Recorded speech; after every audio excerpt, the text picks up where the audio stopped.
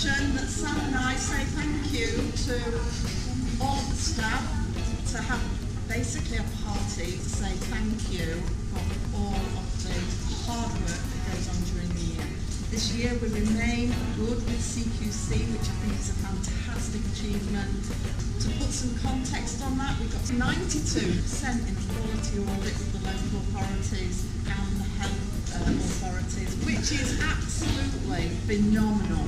We just want to continue with improving our levels of service, our levels of quality, and to carry on with really great care, which is what people do day in and day out. And Sam and I really do thank you from the bottom of our heart for that. We've lined up some amazing fireworks to have this evening, but before we have the fireworks, we have once again invited the Greedy Pig to come and give us the most amazing hog roast. So thank you very much indeed.